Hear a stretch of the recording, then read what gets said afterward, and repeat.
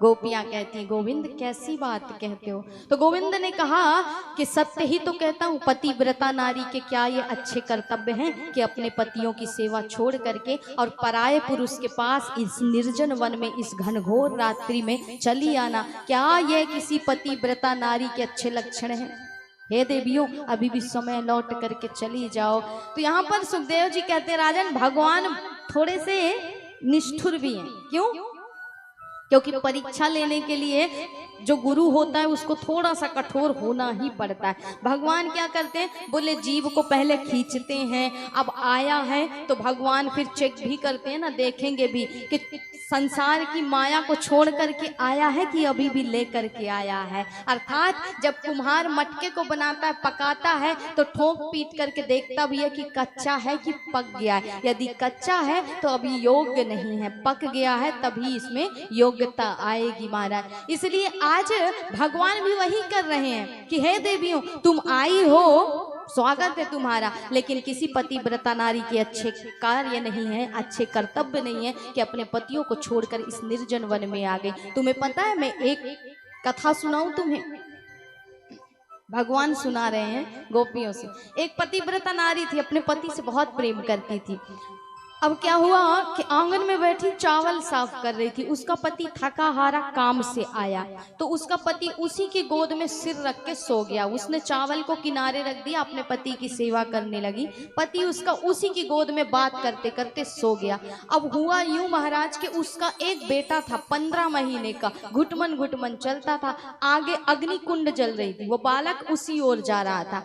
अब उस नारी ने सोचा कि अगर मैं बालक को बचाने जाती हूँ, मेरे पति की नींद टूट जाएगी, मेरा पति व्रत धर्म भंग हो जाएगा, और यदि बालक को बचाने नहीं जाऊं तो ये बालक क्या जाने कि अग्नि क्या होती है।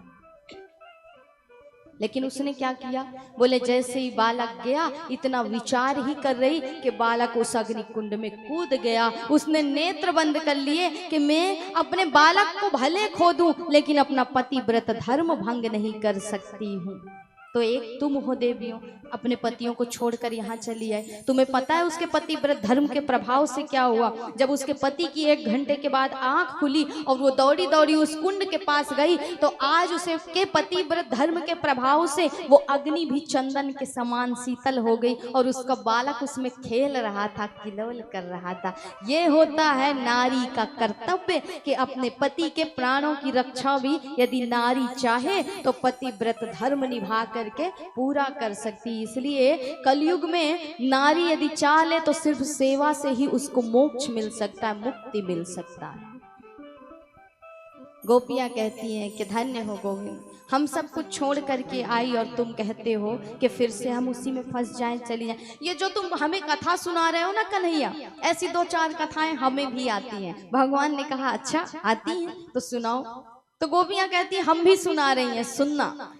कि एक नारी थी, अपने पति से बड़ा प्रेम करती थी, इतना प्रेम करती उसके बिना रह ही नहीं सकती थी। अब कुछ दिन बाद उसके पति ने कहा कि हमें तो धनोपार्जन के लिए बाहर जाना है। तो उसने कहा मैं आपके बिना रहूंगी कैसे। तो उसके पति ने क्या किया, अपनी ही हूबहू मूर्ति बना करके दे दी और कहा इसको रख लेना और हमें ही समझ करके इसकी सेवा करना। उसने यही किया। पति चला गया विदेश धन कमाने के लिए, पत्नी ने अलमारी में बिठाई वो मूर्ति, उसकी सेवा करने लगी, द्वार को बंद कर दिया। अब 1-1.5 बरस बाद उसका पति जब लौट करके आया तो द्वार पर खड़ा है, 4 घंटे से साकल बजा रहा, लेकिन पत्नी खोल ही नहीं रही। क्यों? क्योंकि उस समय वो अपने माटी के पति की सेवा कर रही थी। अब वो सोचती है कि द्वार पर पता नहीं कौन है, द्वार खोलने जाऊंगी तो मेरा पति व्रत धर्म टूट जाएगा, भंग हो जाएगा, इसलिए मैं खोलने जाऊंगी नहीं। अब आप बताओ गोविंद कि उस नारी को क्या करना चाहिए। तो भगवान कहते हैं कि इसमें भी कोई पूछने वाली बात है। सच सच का पति आ गया तो झूठ मूठ के माटी के पुतले की क्या सेवा करनी। तो गोपियां कहती हैं कि फैसला तुमने अपने श्रीमुख से कर दिया। जब तुम सच सच के आत्मा के पति आ गए तो इन देह के माटी पुतलों की कब तक हम सेवा करेंगी गोविंद। इसलिए अब हमें जाने को मत कहो। और वैसे भी विवाह तो तुमसे ही होता है ना, कन्या का हाथ तो उस समय पिता विष्णु के हाथ में ही देता है ना। इसलिए आत्मा का पति जब आ गया तो इन माटी के पुतलों की कहाँ तक सेवा सेवा करेंगे। कन्हैया ने कहा धन्य है देवियों, तुम्हारे इसी प्रेम के वशीभूत हो करके तो मैं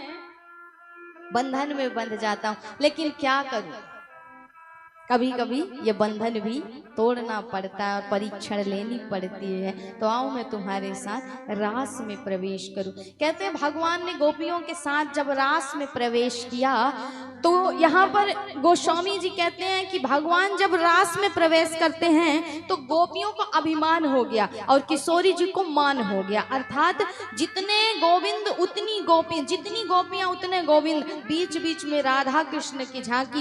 गोपियों को अभिमान हुआ और राधा रानी को मान हुआ। तो यहाँ पर गोस्वामी जी कहते हैं कि जहाँ राम तहाँ काम नहीं, जहाँ काम नहीं राम, तुलसी कबहू होत नहीं, रवि रजनी एक ठाम। अर्थात जहाँ काम है, जहाँ अभिमान है, वहाँ भगवान नहीं आ सकते, आकर के भी चले जाएंगे। और जहाँ अभिमान नहीं है, जहाँ अहंकार नहीं है, जहाँ काम क्रोध लोभ मोह नहीं है, वहीं हरि आकर के निवास करते हैं। कहा जाता है ना, एक बार लक्ष्मी जी ने एक व्यक्ति की परीक्षा ली, उसके घर से जाने लगी तो उस बुजुर्ग को दर्शन दिया। बुजुर्ग ने पूछा कि आप कौन हैं? बोले मैं लक्ष्मी हूँ और मैं अब तुम्हारे घर से जा रही हूँ क्योंकि तुम्हारे घर से जाने का समय आ गया है। तो उसने निवेदन किया कि माँ मत जाओ, आप चली जाओगी तो घर में फिर बचेगा क्या? बिन लक्ष्मी के तो जगत में कुछ है नहीं, नारायण और लक्ष्मी के क्या है जगत में, इसलिए मत जाओ। उसने कहा ठीक है, अपने परिवार वालों से पूछ लो कि जाते जाते उन्हें मुझसे क्या चाहिए, मैं एक दिन का समय देती हूँ, कल मैं फिर इसी समय पे तुमसे मिलने आऊंगी। अब उस बुजुर्ग को बड़ी चिंता हुई, अपने चारों बहू बेटों को बुला करके पूछा दूसरे दिन कि लक्ष्मी जी ने ऐसी ऐसी बात रखी है, बताओ ऐसा क्या मांगा जाए जिससे लक्ष्मी जी ना जाएं, टिकी रह जाएं। तो जो तीन बहू बेटे थे वो बड़े थे, उन्होंने, किसी ने कहा कि धन मांग लो, किसी ने कहा पुत्र पौत्र मांग लो और किसी ने कहा कि महाराज जो आपका विचार आए पिताजी वो मांग लो। तो सब ने कोई ना कोई निर्णय किया, लेकिन छोटी बहू जो थी उसने कहा पिताजी मैं भी कुछ कहूं कि क्या मांग लो आप? तो सब जितने भी बहू बेटे थे उन्होंने कहा कि तू तो नई नवेली है, तू क्या बताएगी। लेकिन पिताजी बड़े अच्छे थे, बुजुर्ग बड़े अच्छे होते, उन्होंने कहा सुननी सबकी चाहिए, तो बहू तू भी बता तेरी क्या राय है। उस बहू ने कहा पिताजी एक चीज मांग लो, सुमति मांग लो, क्योंकि कहा है जहाँ सुमति तहाँ संपत्ति नाना और जहाँ कुमति तहाँ विपत्ति निधाना। तो जब सुमति होगी तो लक्ष्मी अपने आप रुक जाएगी और जहाँ चाहे अपार धन हो पर कुमति होती है तो वो लक्ष्मी वहां नहीं टिक पाती, स्थिर नहीं हो पाती। तो यहाँ पर उन बुजुर्ग ने जब लक्ष्मी जी से कहा तो लक्ष्मी जी भी बड़ी प्रसन्न हुई कि बड़ी चतुर है महाराज, बुद्धिमान नारी है जिसने सबसे बड़ा धन मांग लिया। इसलिए कहा कि जहां राम तहां काम नहीं, जहां काम तहां राम नहीं। अर्थात जहां राम है वहां काम का प्रवेश नहीं और जहां काम है वहां राम का प्रवेश नहीं। इसलिए गोस्वामी जी कहते हैं कि राम को बुलाना है तो काम क्रोध लोभ को हटाना पड़ेगा। अब